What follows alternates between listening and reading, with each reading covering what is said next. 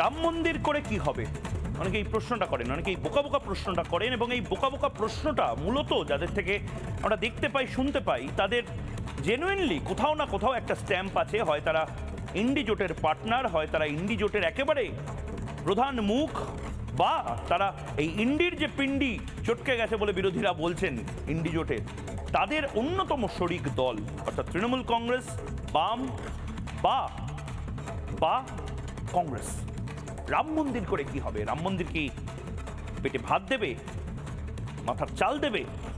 রাম মন্দির করলে কি আমাদের অর্থনীতি বাড়বে? রাম মন্দির করলে কি আমাদের শিল্প আসবে, ব্যবসা আসবে? রাম মন্দির করলে কি আমাদের মান ইজ্জত বাড়বে? রাম মন্দির করলে করবেটা কি, হবেটা কি? এই ধরনের নেগেটিভ যে একটা বাতাবরণ, সেই বাতাবরণ টানা জিইয়ে রাখার যেন দায়িত্ব চায়না থেকে, রাশিয়া থেকে, ভারতের কিছু রাজনৈতিক দল পেয়েছে। এই সুপুরিটা তারা খেয়ে যাচ্ছে এবং খাইয়ে যাচ্ছে। আজকে রাম মন্দির করে হচ্ছেটা কি, লাভটা কি হচ্ছে, আজ তার কৈফিয়ত দেওয়ার জবাব চায় বাংলা। জবাব চায় বাংলাতে আমি লাগাতারভাবে কিছু পর্দাফাঁস বিগত 1 মাস 2 মাস ধরে করছি। এক হচ্ছে রাম নাকি বহিরাগত, রাম নাকি বাংলার নয়, মিথ্যা কথা। সেটা আমরা দেখিয়েছি, প্রমাণ করে ছেড়েছি। তার পাশাপাশি রামকে নিয়ে আবেগ, সেটা যে হাজার হাজার বছর ধরে বাংলার মানুষের, সেইটাও প্রমাণ করে ছেড়েছি। শুধু বাবা নয়, এখন থেকে বলছে দাদা। বাড়িতে আনুন শুধুই লাল বাবা। লাল বাবা রাইস, স্বাদ ও স্বাস্থ্য একসাথে পাবেন শুধুমাত্র লাল বাবাতে। রাম মন্দির করলে, ধর্ম করলে ব্যবসা বাণিজ্য হবে না, এই মিথ্যাচারটা যারা করছিল আজ তাদের জন্য এই জবাব চায় বাংলা দেখাটা খুব জরুরি। কারণ একদিকে যোগী আদিত্যনাথকে নিয়ে মমতা বন্দ্যোপাধ্যায়ের প্রচন্ড প্রবলেম, এবং তার থেকেও বেশি প্রবলেম মমতা বন্দ্যোপাধ্যায়ের দলের কর্মীদের। সেই যোগী আদিত্যনাথ এক হাতে রামলালার যে মন্দির, সেই মন্দির তৈরি করছেন, এবং অন্য হাতে একের পর এক বড় বড় সংস্থা, সেই সংস্থাগুলোকে উত্তরপ্রদেশের বিভিন্ন জায়গাতে নিয়ে আসছেন। $1 ট্রিলিয়ন ইকোনমি, অর্থাৎ দেশের বৃহত্তম ইকোনমির থেকে এক ধাপ নিচে দ্বিতীয় বৃহত্তম ইকোনমি ভারতবর্ষের যে রাজ্যে এই মুহূর্তে, সেই রাজ্যের নাম উত্তরপ্রদেশ। যে রাজ্যে রাম জন্মভূমি, কৃষ্ণ জন্মভূমি নিয়ে আন্দোলনগুলো হয়েছে, এখনো হচ্ছে। রাম মন্দির যেখানে তৈরি হয়েছে এবং যেখানে বানানোর কথা ছিল সেখানেই মন্দির বানায়া। এটা বাস্তব যে বাংলা বিট্রে করে চলেছে বাবলু জানাদের। বাবলু জানাকে চেনেন? বাবলু জানা আমাদের বাংলার সহনাগরিক, আমাদের বাংলার মানুষ। বাবলু জানা, মমতা বন্দ্যোপাধ্যায়, শুভেন্দু অধিকারী যেখান থেকে ভোটে জিতেছিলেন, মমতা বন্দ্যোপাধ্যায় হেরেছিলেন, শুভেন্দু অধিকারী জিতেছিলেন। মমতা বন্দ্যোপাধ্যায় যেখান থেকে ভোটে দাঁড়িয়েছিলেন, সেই নন্দীগ্রামের খেজুরি অঞ্চলে বাবলু জানা বলে এক মানুষের বাড়ি। আমফানের পরে কোনো ধরনের কোনো সাহায্য, কোনো ধরনের কোনো ত্রাণ, এই সমস্ত কিছু পাননি। জীবনের রসদ না পেয়ে, বেঁচে থাকার রসদ না পেয়ে এই বাবলু জানা খোঁজ পান যে রাম মন্দির চত্বরে, অযোধ্যা চত্বরে অনেক উন্নয়ন শুরু হয়ে গেছে এই রাম মন্দিরকে কেন্দ্র করে। হোটেল হচ্ছে, নতুন নতুন ব্যবসা বাণিজ্যের অপরচুনিটি তৈরি হচ্ছে, অনেকে জমি কিনছেন, জমির পাশে দোকান হচ্ছে, দোকানের পাশে হকাররা বসছে, হকারের পাশে ছোট ছোট পসরা নিয়ে অনেকে বসে পড়ছে। রাম মন্দির চত্বরে বহু মানুষ আসছেন, মিডিয়া আসছে, প্রেস আসছে, হাজারে হাজারে মানুষ আসছে, দর্শনার্থী আসছে, বিভিন্ন বিজনেসম্যান আসছে, এবং তার পাশাপাশি সাধারণ টুরিস্টরা আসছেন। এই বাবলু জানা, যার দায়িত্ব নেওয়ার কথা ছিল মমতা বন্দ্যোপাধ্যায়, যার দায়িত্ব নেওয়ার কথা ছিল অভিষেক বন্দ্যোপাধ্যায়, যার দায়িত্ব নেওয়ার কথা ছিল বাংলার সরকারের, সেই বাবলু জানাদের মতন মানুষেরা রুটি রুজি ছেড়ে, ঘর বাড়ি ছেড়ে, পাড়া পড়শি ছেড়ে এখন উত্তরপ্রদেশের বাসিন্দা। কি করেন জানেন? বাবলু জানা উত্তরপ্রদেশের এই রাম মন্দির, অযোধ্যা, যে অযোধ্যায় রাম মন্দির করলে কি হবে, সেই রাম মন্দির চত্বরে নিজের ব্যবসা গুছিয়ে বসেছেন। ছোট্ট একটা দোকান দিয়েছেন, সেই দোকান থেকে ভালো লাভ করেন, এবং তিনি বলছেন আমি উত্তরপ্রদেশ ছেড়ে এখন যাব না কোথাও, কারণ আমি এখানে যে টাকাটা পাচ্ছি সেই টাকাটা আমি বাংলায় পাই না। 300 টাকা করে আমাকে রোজ দেওয়া হতো বাংলায়। শ্রমিকের কাজ করে বাংলার যারা শ্রমিক তারা লাভ পাচ্ছেন না, তারা উত্তরপ্রদেশে চলে যাচ্ছেন, তারা বিদেশে পর্যন্ত চলে যাচ্ছেন, মধ্যপ্রদেশে চলে যাচ্ছেন, তারা মণিপুর, মিজোরামেও চলে যাচ্ছেন। যে মণিপুর নিয়ে বারবার বলে না তৃণমূল কংগ্রেস, যে মণিপুর করে দিল দেশটাকে, মণিপুরেও শ্রমিকরা বাংলা থেকে যাচ্ছে, তামিলনাড়ুতেও শ্রমিকরা বাংলা থেকে যাচ্ছে কৃষিকাজ করবার জন্য। বাংলা থেকে সুজলাম সুফলম, আমার সোনার বাংলা থেকে কৃষিকাজ করবার জন্য ট্রেনে করে বাংলা থেকে বিশাখাপত্তনমে অনেকে চলে যাচ্ছেন, এবং যাচ্ছেন সেটা মমতা বন্দ্যোপাধ্যায় দেখতে পাচ্ছেন না। তৃণমূল কংগ্রেস ঠুলি পড়ে বসে রয়েছে চোখে।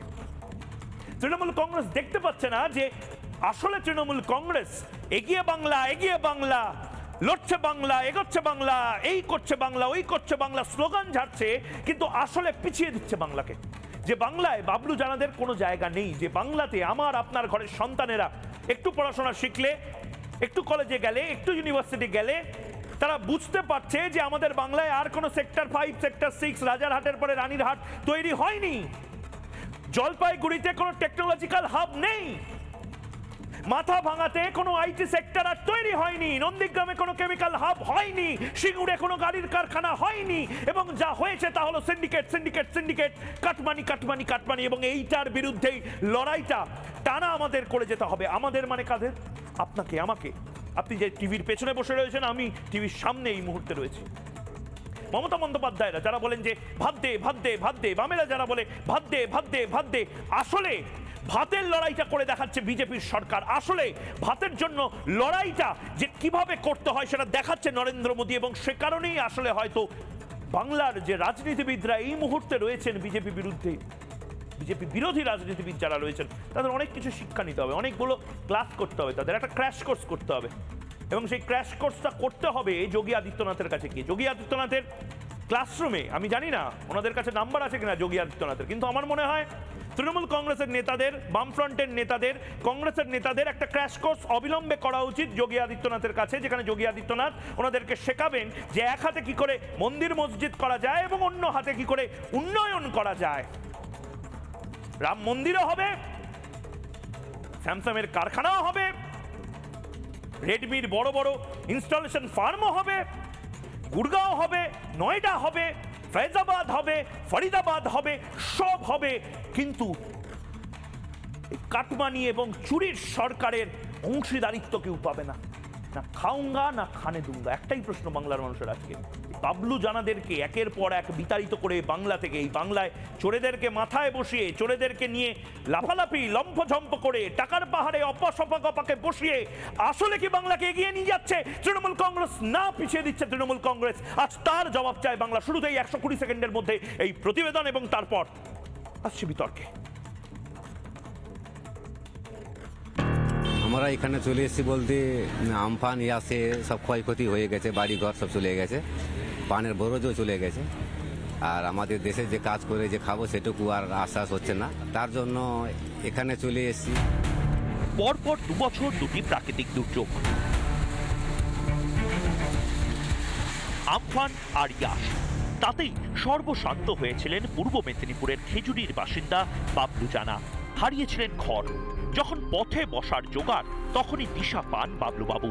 প্রায় 3 বছরের বেশি সময় ধরে এই দোকান চালাচ্ছেন বাবলু জানা, যিনি আদতে পশ্চিমবঙ্গের বাসিন্দা।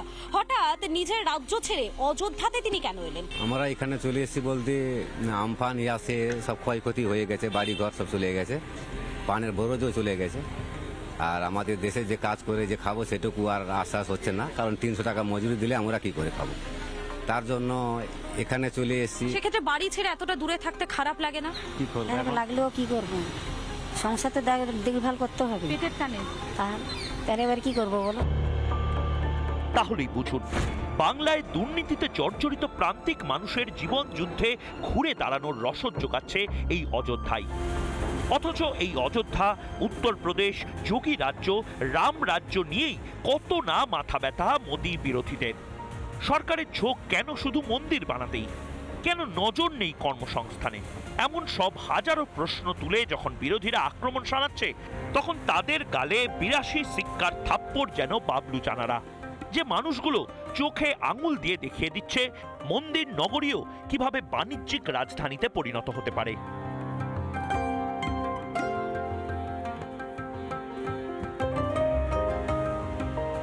কিন্তু এটা প্রমাণিত হলো যে পশ্চিমবঙ্গের মানুষের হাতে কাজ নেই, পশ্চিমবঙ্গের মানুষের হাতে কাজ নেই, সেজন্য খেজুরি থেকে অযোধ্যায় যেতে হয়।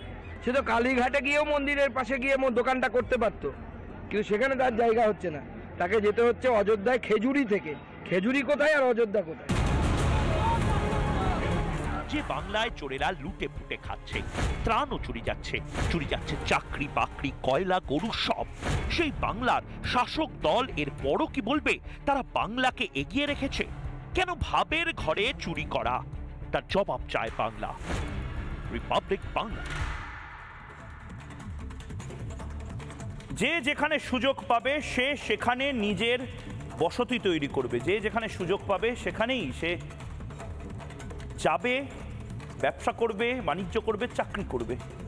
ভারতে এটার কোনো বাধা নেই। এবং এই বাবলু জানা, বাবু জানা, জানা, রাম, রহিম, শিউলি, সাবিনা, এই নামগুলো দিয়ে ভাগ ভাগ করে রেখেছে বোধহয় আসলে সেই সমস্ত দলগুলো যারা না রাম মন্দির দিতে পারছে, না সিঙ্গুরের ফ্যাক্টরি দিতে পারছে।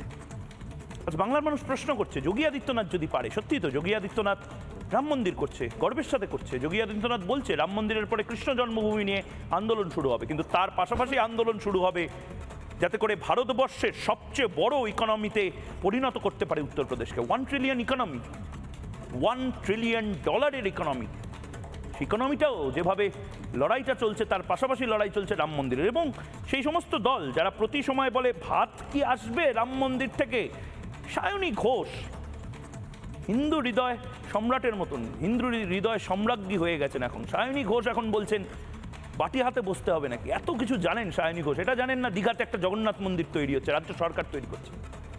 এই সমস্ত কিছু নিয়ে আজ আমাদের এই জবাব চায় বাংলা। যারা এই মুহূর্তে রয়েছেন তাদের সাথে আলাপ করিয়ে দিয়ে রাজশ্রী লাহিড়ী বিজেপি মুখপাত্র রয়েছেন, সুপর্ণ মৈত্র অর্থনীতিবিদ রয়েছেন অনির্বাণ ব্যানার্জি আইনজীবী রয়েছেন, মোহাম্মদ সফিউল্লাহ আরএসপি নেতা এবং সুমন্ত্র মাইতি রাজনৈতিক বিশ্লেষক রয়েছেন আমাদের সঙ্গে। আমি অনির্বাণ আপনার কাছে প্রথমে যাব। বাবলু জানা, আপনি বাবলু জানাকে চিনবেন না, বাবলু জানাকে চেনার কথাও নয় আপনার। বাবলু জানা খেজুরির মানুষ, বাবলু জানা আমফানে কোনো সুযোগ সুবিধা পাননি। মানে আপনাদেরকে ত্রিপল চোর, ত্রাণ চোর, এই সমস্ত তকমা সহ্য করতে হয়েছে, হজম করতে হয়েছে, আমরা মানিনি। কিন্তু অযোধ্যাতে গিয়ে আমরা ভেবেছিলাম অযোধ্যাতে আমাদের ম্যাক্সিমাম কভারেজটাই হিন্দিতে হবে, আমরা ম্যাক্সিমাম কভারেজটা বাংলাতে করছি এবং প্রচুর বাঙালি ওখানে ঘুরতে, শুধু না ওখানে কাজকর্ম করছেন। তাদের প্রত্যেকের কেস স্টাডি আপনাদের দেখাবো। আপনারা তো না দেখলে বিশ্বাস করেন না, টাকার পাহাড় না দেখলে পার্থদাকে আপনারা চুরির সাথে যুক্ত এইসব বিশ্বাস করেন না। আমার একটাই প্রশ্ন, আমি ছেড়ে দিলাম এদেরকে, বাবলু জানাদেরকে ওখানে কেউ বলবে না যে তুই বহিরাগত, এখান থেকে বেরিয়ে যা, এখানে রাম মন্দিরের সামনে বসতে পারবি না, রাম মন্দিরের সামনে ব্যবসা করতে পারবি না। আমার একটাই প্রশ্ন, এগিয়ে বাংলা করেন আসলে না আপনারা দিতে পারছেন একটা রাম মন্দিরের মতন কনসেপ্ট, না আপনারা দিতে পারছেন একটা শিল্পের মতন কনসেপ্ট। লজ্জা লাগে না, গ্লানি হয় না, রাতে ঘুম হয়, ভয় পান যোগী আদিত্যনাথদের? ভীষণ বলছি স্বাভাবিক, হ্যাঁ স্বাভাবিক, হ্যাঁ পাবো না ঠিকই। বাংলায় একটা বুলডোজার বাবার দরকার এই মুহূর্তে, অনেকে নাকি বলছেন। হ্যাঁ আমিও তো চাই একটা বুলডোজার এসে এই যে এত ভালো মন্দিরের ডেভেলপমেন্ট মডেল, এই রিপাবলিকের স্টুডিওটা ঘুরিয়ে একটা মন্দির করে দিক না, ভালোই তো হয়। এরকম বুলডোজার চানবেন নিশ্চয়ই। রিপাবলিক নিয়ে প্রবলেম আছে, অনুব্রত থেকে অনির্বাণ, সেই ট্র্যাডিশন সমানে আপনারই লজিকটা ধরছি, আমি আপনারই লজিকটা ধরছি, থরথর করে কাঁপে। আমি আপনার লজিক, সেই বুলডোজারে আবার শাহজাহানকে বসিয়ে আনবেন না তো, মালা পড়াবো। আচ্ছা যেই লজিকে আপনি বলছেন রাম মন্দির একটা দারুণ ইকোনমি জেনারেট করবে, নিশ্চয়ই করতে পারে। আপনি যখন বলছেন নিশ্চয়ই করবে। আমি বলছি না, আমি বলছি না, আমি কে, আমি কোন আপনি হরিদাস পাল? আপনি জানেন ইকোনমিস্টরা টেম্পল ইকোনমি নিয়ে কথা বলছি। ইকোনমিস্টরা বলছে যে উত্তরপ্রদেশে যেরকম রাম মন্দির হচ্ছে তার পাশাপাশি $1 ট্রিলিয়ন যে ইকোনমি, সেই ইকোনমিও তৈরি হচ্ছে এবং বিপুল কর্মসংস্থানও হচ্ছে। তাহলে শুধু উত্তরপ্রদেশ, এই দেখুন আপনি এখন গোলপোস্ট চেঞ্জ করছেন। আমি গুজরাট নিয়ে কথা বলছি না দাদা, আমি বলছি উত্তরপ্রদেশ নিয়ে। Come to the point, Gujarat বাদ দিন, উত্তরপ্রদেশ নিয়ে আপনি কেন করতে গেছেন এই প্রশ্ন আমি করবো না। আমি বলছি উত্তরপ্রদেশের এই মডেলটা এতই অসাধারণ যদি হয়, শুধু আমি উত্তরপ্রদেশের মডেল নিয়ে শুধু বলছি না, আমি বলছি বাংলা কেন এই মডেলগুলো, মানে আপনারা একটা হ্যাবিট তৈরি করে দিয়েছেন যেখানে ভালো ভালো খেটে খাওয়া মানুষ, প্রান্তিক মানুষ, তারা সবাই চলে যাবে উত্তরপ্রদেশ, মধ্যপ্রদেশ, মণিপুর, মিজোরাম, এমনকি মধ্যপ্রাচ্যেও সামান্য কাজ নিয়ে, এবং তারা অন ক্যামেরা বলবে যে দাদা আমরা বাংলা গিয়ে কাজটা কি করব, আমাদের যে রোজ কাজটা দেয় 300 টাকা, 400 টাকা, 100 টাকা যে দেওয়া হয়, এগুলো তো আমাদের সংসার চলে না, এখানে তো আমরা 1200 টাকা 1300 টাকার রোজে কাজ পাচ্ছি। আচ্ছা আমি তো বলছি সলিউশন তো আপনি বলেই দিয়েছেন, যেটা একটা মডেল, আপনি একটা তালিকা করে দিন যে পশ্চিমবঙ্গ পশ্চিমবঙ্গে কতগুলো কোন কোন মসজিদ আছে যেগুলো গুঁড়িয়ে দিতে হবে, এটা বিজেপিকে বলুন, তারা দেখুন খুব ভালো প্রবলেমটা গুঁড়িয়ে দিতে পারে। প্রবলেমটা হচ্ছে আপনি ডেভেলপমেন্ট মডেল নিয়ে যখন কথা বলতে পারবেন না, আপনার কাছে একটা হাতিয়ার হচ্ছে এই বিজেপির জুজু, এই মসজিদ ঘুরিয়ে দিচ্ছে, এই দেখো দেখো দেখো দেখো এই চলে আসছে, এই রিপাবলিক দেখো অশান্তি তৈরি করছে। মানুষ এবার হাসছে, মানুষের পাশে যে ঘোড়াটা দাঁড়িয়ে আছে তারাও হাসছে। এই জুজুগুলো দেখাবেন না, পয়েন্টে এসে কথা বলুন। মন্দির, মসজিদ, রাম রহিম প্রত্যেকের জন্য একটা ডেভেলপমেন্ট মডেল বাংলায় কি? নিশ্চয়ই এটার মডেলটা কি? যারা 500 বছর পুরনো মসজিদ ভেঙেছি ভাই, ভেঙে এবার মন্দির করেছি, দারুণ ইকোনমি হবে, এটাই মডেল। তো অসুবিধা নেই, আপনি পশ্চিমবঙ্গের তালিকা দিয়ে দিন যে এই মসজিদ বিজেপি আগামী দিনে ভেঙে গুড়িয়ে দেবে, সেখানে আমরা মন্দির করব। মানে আপনার কাছে এই মুহূর্তে আমি আবারও বলছি, আমি এটাকে সাম্প্রদায়িকতা, এটাকে মন্দির মসজিদ হিন্দু মুসলিমের জায়গায় নিয়ে যেতে চাইছি না, চাওয়া উচিত নয়। আমি ডেভেলপমেন্ট মডেলের কথাই আমি জাস্ট বলছিলাম। এখানে বাবরি মসজিদ ছিল 500 বছর পুরনো একটা সৌধ ছিল, বিতর্কিত ধাঁচা। আচ্ছা বিতর্কিত ধাঁচা, বিতর্কিত বেশ, আপনার কথা বলছেন বিতর্কিত ধাঁচা, এটা বারবার একটাই কথা, ওটা মসজিদ না, আমাকে বলতে দাও তাহলে না ঠিক আছে, আমি বলছি না, আমি চুপ করে যাচ্ছি, কিন্তু ওটা ধাঁচা, তাহলে ডিস্টারবেন্সটা চলবে তো, ওটা ধাঁচা। কেউ কারোর উপর করবে না। আপনি অনির্বাণ, আপনি পুরো প্রথম থেকেই বলছি। আচ্ছা আপনি টাইমার নিয়ে 30 সেকেন্ডে বলুন, বাংলাকে এগিয়ে রেখেছেন না পিছিয়ে দিয়েছেন? শেষ করে দিচ্ছেন বাংলাকে। না বাংলায় যখন এতগুলো মসজিদ এখনো রয়েছে, ভাঙা ঠাঙা হয়নি, নিশ্চয়ই পিছিয়ে আছে। আমি তো আপনার সঙ্গে একমত। যতক্ষণ না সব মসজিদ ভেঙে গুড়িয়ে দিয়ে, দরকারে চার্চগুলো গুড়িয়ে দিন, গুরুদ্বারাগুলো গুড়িয়ে দিন, যা আছে গুড়িয়ে দিন, স্টুডিও ফুডিও যা আছে সব গুড়িয়ে দিন, গুড়িয়ে ঠুড়িয়ে সেখানে মন্দির টন্দির করুন, করে বলুন যে 8 ট্রিলিয়ন ইকোনমি হবে। এটা নিশ্চয়ই একটা খুব ভালো মডেল, আমার এনে কোনো সন্দেহ নেই। এই মডেলের যদি আমাকে ধরে নিতে হয় যে এটাই মডেল, সব রাজ্যই পিছিয়ে আছে, একমাত্র অযোধ্যা উত্তরপ্রদেশ তারা এগিয়ে রয়েছে। বাকিটা এটা অনুসরণ করুক। ভারত জুড়ে কোথাও যেন কোনো মসজিদ, কোনো গুরুদ্বারা, অন্য কোনো ধর্মের কিচ্ছু না থাকে। দরকার অফিস টফিস সব ভেঙে দিন, কর্পোরেট অফিস থেকে কী হবে, সব জায়গায় মন্দির করে দিন, করে এই ধরনের ট্রিলিয়ন ইকোনমি হোক। আমি চাই ভারত ট্রিলিয়ন ইকোনমির দিকে এগিয়ে যাক, সেটাই মডেল। বেশ বেশ, আমি রাজস্বীর কাছে এবার আসছি। রাজস্বীর কাছে আসবো পলিটিক্যাল পার্ট এবং সুপর্ণদার কাছে একদম ইকোনমিক্সের পার্ট থেকে। রাজস্বী, আপনি একদম যদি অনির্বাণ যদি একদম ভেঙে ভেঙে দেখেন, অনির্বাণ প্রতি মুহূর্তে প্রতি শব্দে একটা জিনিস বোঝানোর চেষ্টা করলো, মন্দির করলে অর্থনীতি হবে না, মন্দির তৈরি করলে অর্থনৈতিক ডেভেলপমেন্ট হবে না, মন্দির হলে ভাত কি করে যোগান দেওয়া যাবে, মন্দির হলে অর্থনৈতিকভাবে উন্নয়ন কি করে হবে। আপনি যদি একটু বুঝিয়ে দেন অনির্বাণদের বা অনির্বাণদের মাথার ওপরে যারা আছে, যে আসল মডেলটা কোনটা, যে মডেলের মধ্যে অনির্বাণের এই জুজু দেখানো নেই। এখানে ইয়াসিরও বিজনেস করবে, এখানে হায়দারও বিজনেস করবে, এখানে বাবলু সামন্তরাও বিজনেস করবে, বাবলু জানারাও বিজনেস করবে, খেজুরিও বিজনেস করবে, আর ফৈজাবাদ থেকে ছেলেটাও বিজনেস করবে। অখণ্ড ভারতের বিজনেসটা এখানে হবে একদিন হয়তো। ময়ূকদা, তার আগে আমি একটুখানি দিয়ে দিই, উনারা যে মডেলটাতে বিশ্বাস করেন তাতে বাঙালি কাশ্মীরে যায় আপেল কোড়াতে, গিয়ে গুলি খেয়ে মারা যায় সন্ত্রাসবাদীদের গুলিতে। বাঙালি ব্যাঙ্গালোরে আমি তো ডিস্টার্ব করিনি, কথা বলবেন না একদম। আমার সময় ডিস্টার্ব করেছো তখন না, হয়ে গেছে অনির্বাণ পুরোটা সময় তুমি বলেছো, এখন তাহলে তুমি বলো না অনির্বাণ হয়ে গেছে তো বলুন, তাহলে গোটা শোতেই কিন্তু বলতে কেউ গাই যে পরিষ্কার করতে যায় ব্যাঙ্গালোরে, গিয়ে সেখানে ব্যাঙ্গালোরে মারা যায় এনাদের রাজত্বে। আন্ধ্রপ্রদেশে ধান তুলতে যায়, অ্যাক্সিডেন্টে মারা যায়। বাঙালি মণিপুরে ব্রিজ তৈরি করতে যায়, করতে গিয়ে মারা যায়।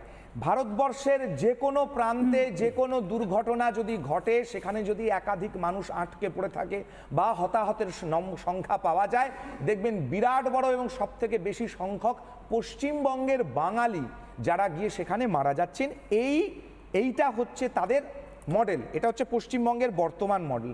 আর রইল কথা সায়নী ঘোষের কথা, যিনি শিবলিঙ্গে কন্ডম পরিয়ে নিজেকে সেকুলার প্রমাণ করতে চেয়েছিলেন, যিনি আজকে স্বামী বিবেকানন্দকে গীতা বিরোধী প্রমাণ করতে চাইছেন, যে গোটা তৃণমূল কংগ্রেস স্বামী বিবেকানন্দকে গীতা বিরোধী প্রমাণ করতে চাইছে, স্বামীজিকে ভুল ব্যাখ্যা করে, ভুল কোট করে, যেখানে দাঁড়িয়ে মমতা বন্দ্যোপাধ্যায় ডায়লগ মারছেন, দক্ষিণেশ্বরের এটা তৈরি করে দিয়েছি, কালীঘাটের ওটা করে দিচ্ছি, নিবেদিতার বাড়িটা তৈরি করে দিয়েছি। মাফ করবেন আমাকে, আমরা ভগিনী নিবেদিতা বলি, কিন্তু মমতা বন্দ্যোপাধ্যায়ের ভাষাটাই কোট করছি। বিবেকানন্দের এটা করে দিয়েছি, অমুকের তমুক করে দিয়েছি। তখন কিন্তু সেখানের বাইরে বাটি নিয়ে বসার কথাটা সায়নী ঘোষদের কথা মনে আসে না। যাদেরকে আপনারা দেখাচ্ছেন টেলিভিশনের পর্দায়, যে ছেলেটি ওখানে গিয়ে কাজ করছে এখন, করে নিজের দুবেলা দুমুঠো ভাতের জোগাড় করছে, এরকম অনেক ছেলে যাদের আমফানে বাড়ির চাল উড়ে গেছিল, হয়তো দুটো ত্রিপল বরাদ্দ ছিল, একটা পেয়েছিল, আরেকটা চলে গেছে হচ্ছে কোনো এক ট্যাক্স দিতে, ভাইপো ট্যাক্স বা পিসি ট্যাক্সে চলে গেছে। এবার সেখানে দাঁড়িয়ে তারা কি করছে, তাদের আমফানের চাল চুরি যাচ্ছে, তাদের ত্রিপল চুরি যাচ্ছে, তাদের কাছে বাড়ির ছাদ নেই, খাওয়ার জোগাড় নেই, তারা গিয়ে ওখানে চাকরি করছে। প্রশ্ন হচ্ছে একটাই, মমতা বন্দ্যোপাধ্যায় যখন বলেছিলেন যে দার্জিলিং সুইজারল্যান্ড হবে, কলকাতা লন্ডন হবে, দীঘা সিঙ্গাপুর হবে, এটা কেন বলেছিলেন, কিসের ওপর ভিত্তি করে বলেছিলেন?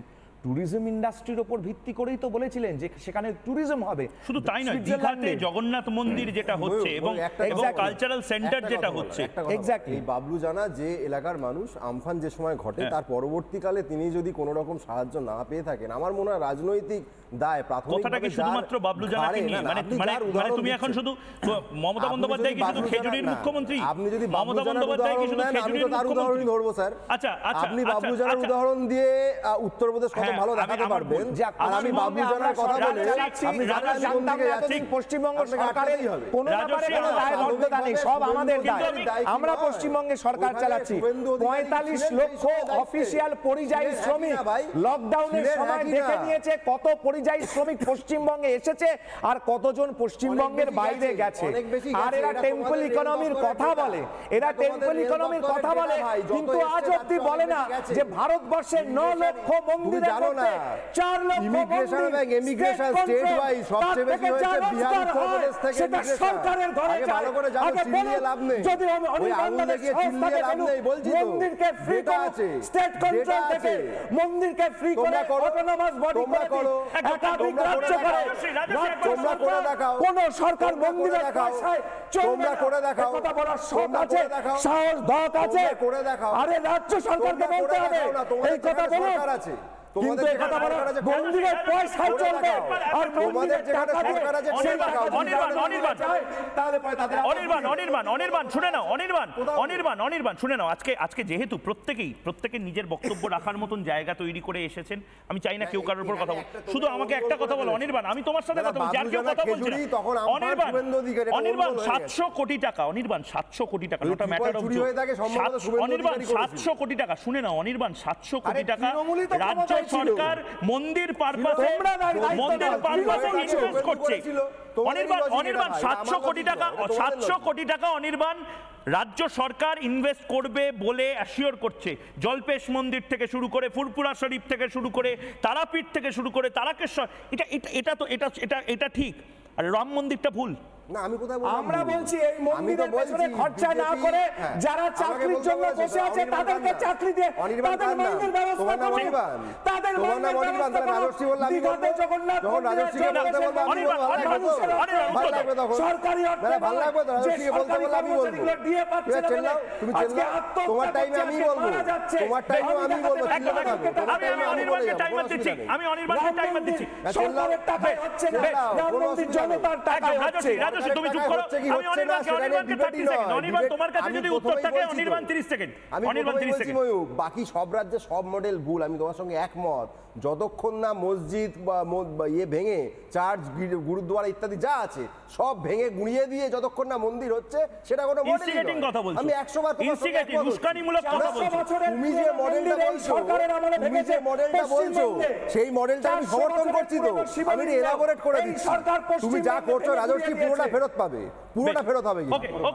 ওকে আমি একবার সুবর্ণ মৈত্র, সুমন্ত্র মাইতি এবং সাফিউল্লাহর কাছে যাওয়ার আগে আমি একবার এই যেটা নিয়ে তর্কটা হচ্ছে, বাবলু জানা আমাদের খেজুরির মানুষ ছিলেন এবং অবশ্যই ওনার বাড়ি ঘরদোর সমস্ত কিছু খেজুরিতে আছে, কিন্তু উনি বলছেন উত্তরপ্রদেশেই আপাতত উনি ব্যবসাটা করবেন, উনি ডেভেলপমেন্ট দেখতে পাচ্ছেন। আমি সুবর্ণ দা দীর্ঘদিন ধরে অর্থনীতি এবং বাংলার ইকোনমি নিয়ে উনি চর্চা করছেন এবং কাছ থেকে দেখছেন। ওনাকে আপনাদেরকেও আরেকবার আমি রিকল করাতে চাই ওনার যে স্টোরি, যেটা আমরা দেখিয়েছি, এবং তার পাশাপাশি ফোন লাইন ওপেন করতে চাই। আমাকে যারা এই যে বিভিন্ন সময় আমাকে ফেসবুক থেকে শুরু করে ইউটিউবে ট্যাগ করে লেখেন জবাব চায় বাংলা চলাকালীন, যে ময়ূকদা আমি অমুক দেশ থেকে বলছি, আমি বাড়ি আসতে পারছি না একটাই কারণে, আমি পরিযায়ী শ্রমিক, আমি চাই বাংলাতে শিল্প হোক, ফ্যাক্টরি হোক। আজকে ফোন করার অপশন খুলে দিলাম, ফোন করুন এবং জানান যারা রাজ্যের বাইরে কাজ করছেন, বাধ্য হয়ে পরিযায়ী শ্রমিক হিসেবে কাজ করছেন। ময়ূক রঞ্জন ঘোষ আপনাদের সাথে লাইভ টেলিভিশনে কথা বলবে। আমি একবার দেখিয়ে নিতে চাই মধুকল্পিত আমাদের প্রতিনিধির সঙ্গে সেই প্রতিবেদন। নিজের রাজ্য ছেড়ে এখানে দোকান পসরা সাজিয়ে কেন বসলেন? নমস্কার, আমার নাম বাবলু জানা, বাড়ি খেজুরি। খেজুরিতে হলুদবাড়ি অঞ্চল। আর আমরা এখানে চলে এসেছি বলতে আমফান আসে, সব ক্ষয়ক্ষতি হয়ে গেছে, বাড়ি ঘর সব চলে গেছে, পানের বরজও চলে গেছে। আর আমাদের দেশে যে কাজ করে যে খাবো সেটুকু আর আশ্বাস হচ্ছে না, কারণ 300 টাকা মজুরি দিলে আমরা কি করে খাবো, তার জন্য এখানে চলে এসেছি। আপনারা বলছেন ওখানে ঝড় জল বৃষ্টি, তো সরকারের, রাজ্য সরকার, পশ্চিমবঙ্গ সরকারের পক্ষ থেকে কোনো সাহায্য পাননি? না, ক্ষতিপূরণে বলতে ওই পুকুর ঘর বাড়ি চলে গেছে, সে থেকে আমাদের 10,000 টাকা দিয়েছে। 10,000 টাকাতে দিলে তো আমাদের বাড়ি ঘর কিছু পাবো না। তার 2টো পলিথিন দিয়েছিল, 2টো পলিথিনে তো আর কি করে থাকবো। মানে রোজগারের জন্য বাড়ি ছেড়ে এখানে চলে এসেছেন? হ্যাঁ, কি করি বলো, এই তো আমাদের অবস্থা। এখন দেশে যেমন হাজিরি ধরো 200-300 টাকা হতো, এখানে 500, কোনদিন 300, কোনদিন 400 এরকম। মানে মন্দির যখন তৈরি হচ্ছে তার মানে কি আরো বাড়বে সেটা? হ্যাঁ, এগুলো আশায় আমরা আছি। তো সেক্ষেত্রে বাড়ি ছেড়ে এতটা দূরে থাকতে খারাপ লাগে না? কি করবো, লাগলেও কি করবো, সংসার তো দেখভাল করতে হবে পেটের টানে। তাহলে এবার কি করবো বলো, বুড়ো শাশুড়ি আছে, ছেলে মেয়েদের আছে, তাদেরকে তো দেখভাল করতেই হবে। এর আগে কি করতেন এই দোকানের আগে? না, এখানে কাজকর্ম করতে চলে আসতাম। কাজকর্ম করতে? ও মানে এখানে কাজ করতেন তারপরে এই দোকানটা? হ্যাঁ।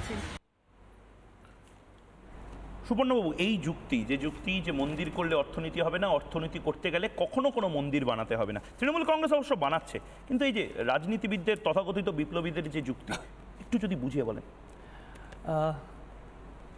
ময়ূক, আমি রাজনীতিটা আলোচনা হয়েছে, অনির্বাণ এবং রাজর্ষি দুজনেই তারা তাদের আঙ্গিক থেকে আলোচনা করেছে। আমি অর্থনৈতিক যুক্তিটা তুলে ধরার চেষ্টা করব, সেখান থেকে যারা যে বার্তাটা নিতে চান তারা সেটা নেবেন।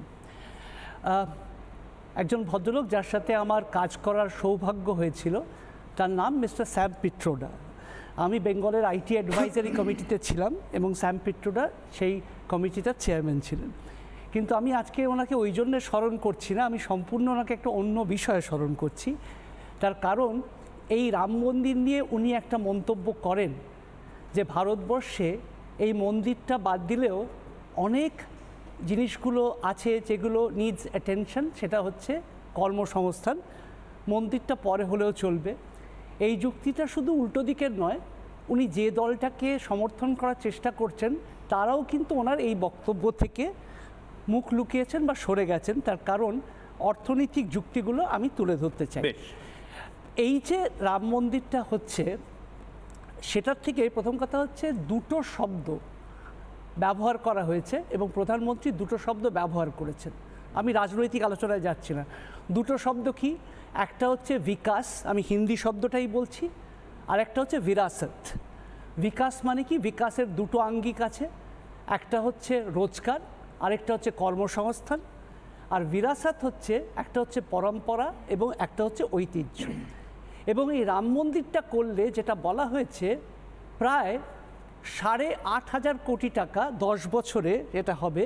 তার মানে 85-র পরে প্রায় 10টা শূন্য, আমাকে লিখে আনতে হয়েছে 10টা শূন্য, কেন 8টা শূন্য লিখবো কি 9টা শূন্য লিখবো, তো 10টা শূন্য। আমি তো এটাই জানতাম না 1 ট্রিলিয়ন ইকোনমিতে কতগুলো শূন্য হয়। আমি দেখলাম উত্তরপ্রদেশে যেখানে রাম মন্দির আছে 8,500 কোটি, 1200 কোটি টাকার 1200 একরের একটা নতুন একটা টাউনশিপ ওখানে তৈরি হচ্ছে। এবং দেখা যাবে যে এই জন্যেই যে প্রায় 3 লক্ষ পর্যটক যাতে ওইখানে প্রত্যেক দিন আসতে পারেন। তার মানে ওরা শুধুমাত্র যে এখান থেকে যে রাজনৈতিক সুবিধে ভারতীয় জনতা পার্টি কী নেবেন সেটা আমি আলোচনা করতে চাই না, সেটা অন্য দল রাজনৈতিকভাবে তাদেরকে কমব্যাট করতে পারেন নির্বাচনে। আমি এই রাজ্যটা, উত্তরপ্রদেশ বা ভারতবর্ষ অর্থনৈতিকভাবে কি এখান থেকে সুবিধে করবে, সুতরাং এটা কিন্তু শুধু রামরাজ্য না, এটা কিন্তু একটা রুপিয়া রাজ্য হতেও চলেছে। মানে এই যে একটা জিনিসে বোঝা যাচ্ছে। 1 সেকেন্ড হচ্ছে, আমি 3টে জায়গার কথা বলতে চাই। একটা হচ্ছে নাজারেথ, বেথলেহেম, যেখানে যিশুর জন্ম। প্যালেস্টাইন সরকার কিন্তু সেই চার্চটাকে ঠিক করার চেষ্টা করেন, কেন 25শে ডিসেম্বর প্রত্যেক সময় সেখানে প্রচুর মানুষ আসেন, এখন যুদ্ধের জন্য যেতে পারছেন না, প্রচুর মানুষ আসেন, কেনেন। এক। সেকেন্ড হচ্ছে ইসরায়েল, তারা জেরুজালেমটা ঠিক করার চেষ্টা করেন, কেন ক্রুসিফিকেশনের জন্যে, সেটা ইস্টারের সময় এবং সারা বছর সেখানে মানুষ যান।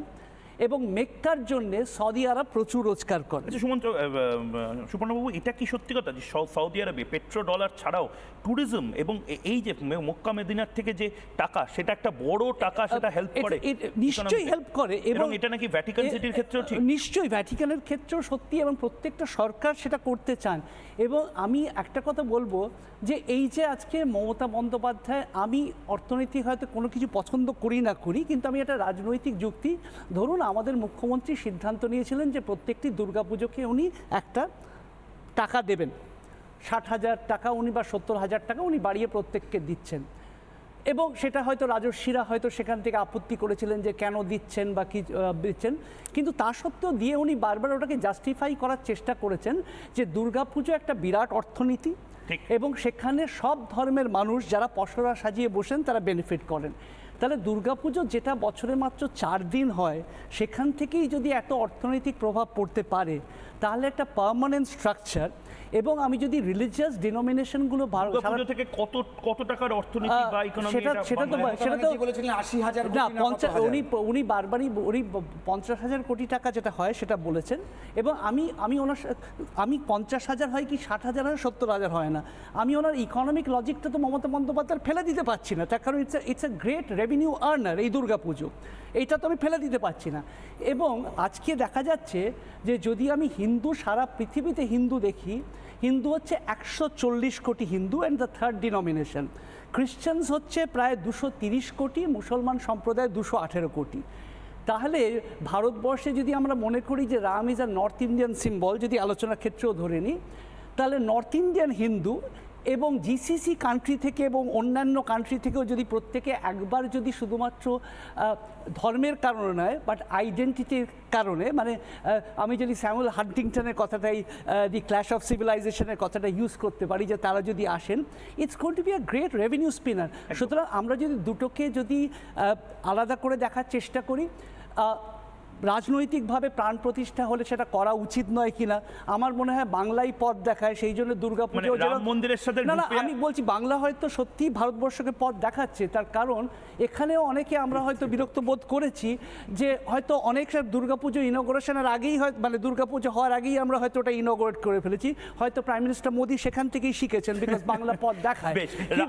কিন্তু তা সত্ত্বেও that's a separate debate all together. কিন্তু আমি সুবর্ণদা আপনার জায়গা থেকে এটা বলছি। একদম সুবর্ণদা, আপনার কাছে আসবো, বাকিদের কাছে আমাকে যেতে হবে, কিন্তু তার আগে আমি open line, telephone line open করেছিলাম এবং সেখানে যেরকমভাবে অনেকে লিখছেন, প্রকাশ কুমার মহারাষ্ট্র থেকে লিখছেন, ময়ূকদা আমি পরিযায়ী শ্রমিক, জয় শ্রীরাম লিখছেন, সম্রাট মাঝি লিখছেন, এরা প্রত্যেকে বাইরে চাকরি করেন এবং তারা লিখছেন, তারা তাদের হাতে একটা খুব দামি মোবাইল ফোন আছে বা সস্তার মোবাইল ফোন আছে বা তারা টিভিতে দেখছেন, নিজের রাজ্যে বসে দেখতে পাচ্ছেন না জবাব চায় বাংলা, বাইরে হয়তো কোনো হোস্টেলে বসে, পিজিতে বসে তারা এই জবাব চায় বাংলা দেখছেন। শতদল সরকার এই মুহূর্তে রয়েছেন গুয়াহাটি, অসম থেকে শতদল সরকার এই মুহূর্তে রয়েছেন, পিসিআর বলছে। শতদল বাবু, খুব সংক্ষেপে বলুন। হ্যাঁ, আমি আপনার ইয়েতে দেখেছিলাম,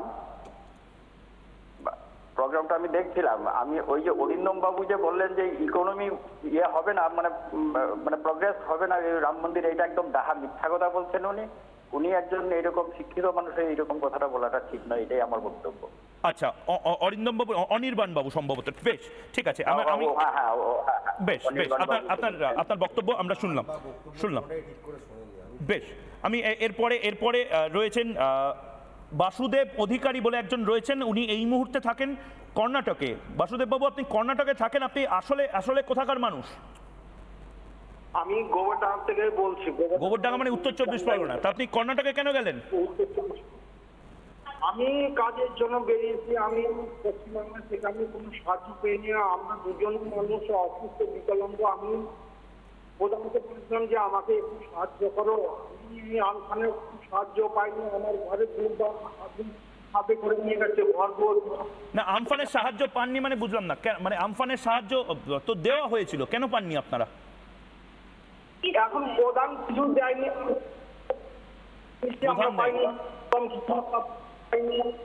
তারপরে ঘরে ছাদে করে নিয়ে। এখন কর্ণাটকে কাজ করে আপনি কি সুখে আছেন, না আপনি ফিরে আসতে চান বাংলায়? আমি এখন বর্তমানে এখন এই লেবু কলা এই আঙুরের আমরা কিছুই সাহায্য পাইনি।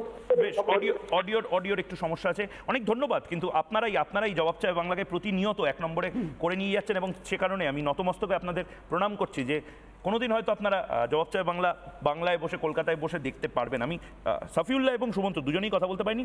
সুমন্ত্র, প্রবলেমটা কোথায়? সফিউল্লাহরা একটা যুক্তি দেবে, তোমার নিশ্চয়ই আলাদা যুক্তি আছে, কিন্তু আমার একটাই এজেন্ডা, একটাই পয়েন্ট। এই যে ছেলেমেয়েগুলো, এই যে দাদা দিদিরা যারা বাইরে রয়েছেন, তাদেরকে ফিরিয়ে আনতে হবে যেন তেন প্রকরণে। আমরা কেন পারবো না? এই রামরাজ্যের সাথে রুপিয়া রাজ্য, যে কথাটা সুপর্ণ মৈত্র বলছিলেন, আমরা কেন পারবো না? না, আমরা পারছি না তার কারণ আমরা তো এই ব্যাপারটা বুঝতেই চাইছি না যে মন্দিরের সাথে যে অর্থনীতির একটা অঙ্গাঙ্গিন এবং ওতপ্রোতভাবে যে জড়িত সমাজ ব্যবস্থা, এটা তো ভারতবর্ষে প্রথম নয়, ভারতবর্ষে এর আগে অনেকবার হয়েছে। ময়ূক, তুমি স্টার্ট করেছিলে সায়নী ঘোষের কথা দিয়ে। আমি তোমার চ্যানেলের মাধ্যমে, সায়নী ঘোষ যদি আপনি শুনছেন আমার কথা, যদি কোনো দিন শুনতে পারেন, আপনাকে আমি 2-4টে কথা বলতে পারি। ময়ূক, আমি তোমার চ্যানেলের থ্রু দিয়েই সায়নী ঘোষকে এই কথাটা বলতে চাই। জাস্ট একটা ছোট্ট কবিতা প্রথমে শুরু করছি, একটা ছোট্ট ছড়া কবিতা দিয়ে। এটা আমার বন্ধু শেখর ভারতীয় এটা লিখেছেন। এখানে আমি জাস্ট একটা কবিতাটা জাস্ট 4 লাইন পড়ছি। এক কাপড়ে ছেড়েছিলে ঘর, রাজত্ব সরজুর চর, এই ত্যাগের জানিস কি নাম? রঘুপতি রাঘব রাজা রাম। এই ত্যাগই ফসল ফলায়, ভাত এনে দেয় চাষার থালায়,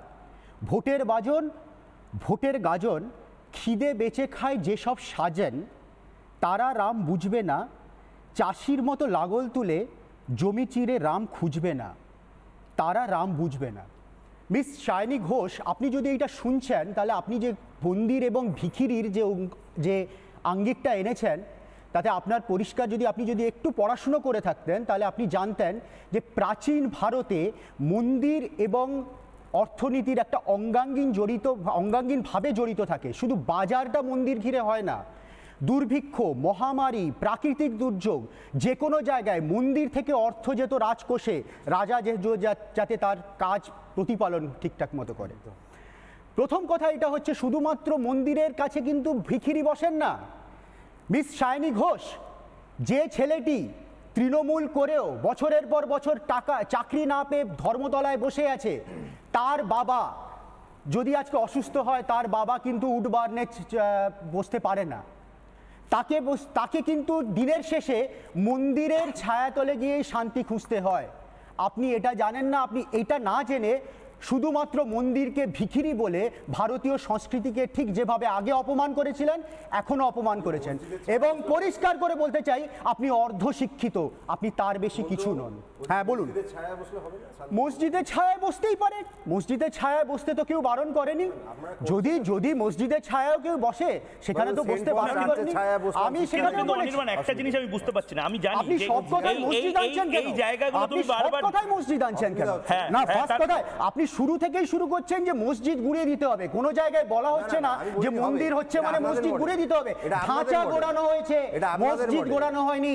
আবার বলছি, ধাঁচা গোড়ানো হয়েছে। এবং এটা আপনি আইনজীবী, আপনি আইনের ভাষায় কথা বলুন। আইনের ভাষায় বলুন। সুপ্রিম কোর্টই বলেছে ধাঁচা, সুপ্রিম কোর্ট বলেছে মসজিদ করেনি। তাহলে আপনি এটাও বলেছেন, যে কারণে আমি আপনাকে প্রথমেই থামিয়েছি। আইনজীবী আইনের ভাষায় কথা বলুন। আপনি কমন ম্যানের ভাষায় কথা বলছেন, রাজনীতির ভাষায় কথা বলছেন। আমি সফিউল্লাহর কাছে যাব। আমি একদম না, সফিউল্লাহ দাঁড়াও। মন্দিরের এক সেকেন্ড আইনের ভাষা। ভাই শোনো। হ্যাঁ, ঠিক আছে। আমি একবার রাজশ্রী আমি একবার থামাচ্ছি। অনির্বাণ দা, আপনি তো আইনের ভাষায় কথা বলছেন। আপনি আগে বলুন শ্রীরামচন্দ্র লিগ্যাল এন্টিটি না কার্টুন ক্যারেক্টার? আপনি আগে বলুন বলে দিচ্ছি। শ্রীরামচন্দ্র লিগ্যাল এন্টিটি না কার্টুন ক্যারেক্টার? শ্রীরামচন্দ্র কি লিগ্যাল এন্টিটি? আগে আপনি বলুন, আপনি আইনের ভাষায় বলছেন তো? ভারতের সুপ্রিম কোর্ট বলেছে ভারতবর্ষে একজন মানুষ রয়েছেন, যে মানুষটার নামে জমি কেনা যাবে, জমি হস্তান্তর করা যাবে, আইনজীবী রাখা যাবে, স্ক্রাইব রাখা যাবে, কারণ তিনি 6 বছরের বাচ্চা রামলালা বিরাজমান। আপনি জানেন না হয়তো, আপনি আইনটাও হয়তো ভালো করে জানছেন না। তার কারণ হচ্ছে আপনি সিলেক্টিভলি কিছু কথা বলে যাচ্ছেন। আপনি আগে বলুন না, এখানে মসজিদ ভাঙার কথাই হচ্ছে না। এখানে তো মসজিদ ভাঙার কথাই হচ্ছে না। 40% ভোটের মধ্যে 30% শুধু দুদলের ভোট, সেইটাকে সিকিউর করতে চাইছে।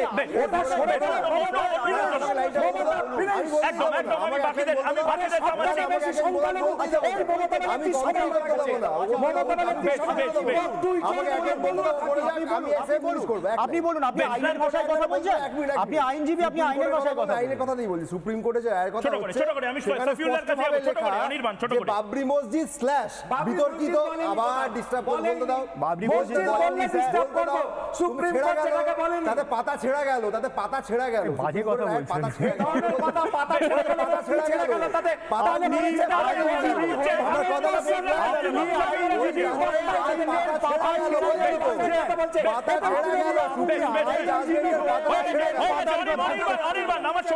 আমার সময় একেবারে শেষ।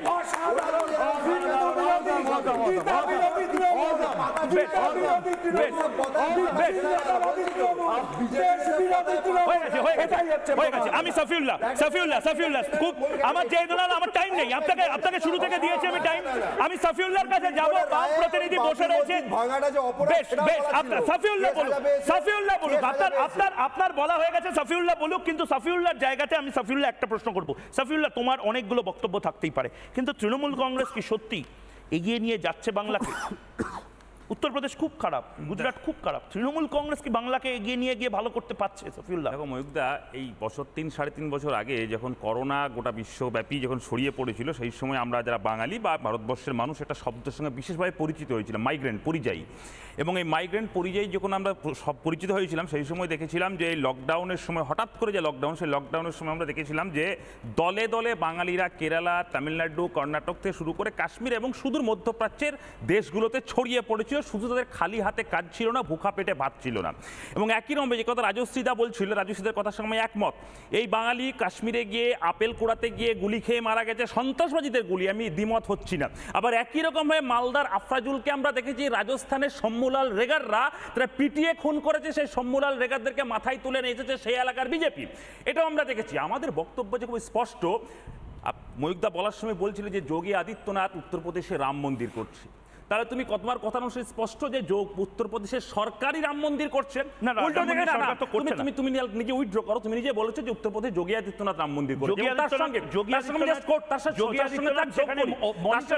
আবার মমতা বন্দ্যোপাধ্যায়, আমি একটাই কথা বলছি, যোগী আদিত্যনাথ এবং মমতা বন্দ্যোপাধ্যায়ের মধ্যে বেসিক পার্থক্যটা হচ্ছে মমতা বন্দ্যোপাধ্যায় কিন্তু টাকাটা দিচ্ছে রাজ্য সরকার। পার্থক্য নেই, বেসিক পার্থক্য নেই বলে মমতা বন্দ্যোপাধ্যায় বলে জগন্নাথ মন্দির করতে হবে, তার মধ্য দিয়ে কর্মসংস্থান হবে। আমি একটা জিনিস কোনে দেখতে পাচ্ছি না, মমতা বন্দ্যোপাধ্যায়ের গত 11-12 বছরের শাসনে একটা কারখানা উদ্বোধন হলো, মমতা বন্দ্যোপাধ্যায়ের শাসনে কারখানা উদ্বোধন হচ্ছে না। আবার একই রকম ভাবে অযোধ্যার কথা, অযোধ্যা হ্যাঁ ঠিকই তো, যেখানে একটা ধর্ম, একটা বিশ্বাস, একটা বহু মানুষের সমাগম হবে, সেটাকে কেন্দ্র করে অর্থনীতি তৈরি হবে, সেখানে গরিব মানুষ যার ভোকা পেটে ভাত থাকবে না, সে ফলের দোকান থেকে শুরু করে যে কিছু করে নিজের রোজগার।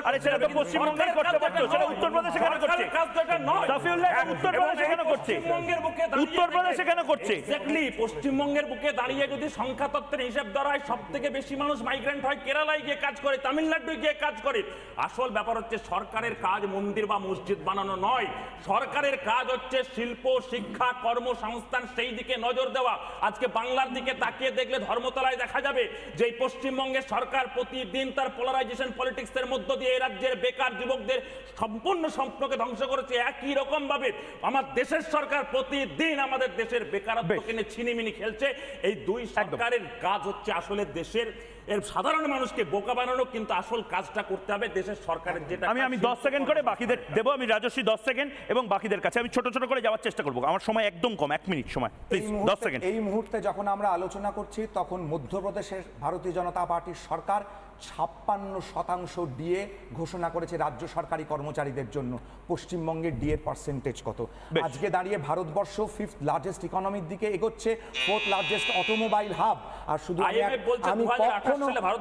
আমি শম্ভুলাল রেগার জাস্টিফাই করছি না, কিন্তু অর্ধসত্য মিথ্যা বলার সমান। আশা করব শম্ভুলাল রেগারের বোনকে এই আফরাজুল কিভাবে কি করেছিল, কি করেছিল শম্ভুলাল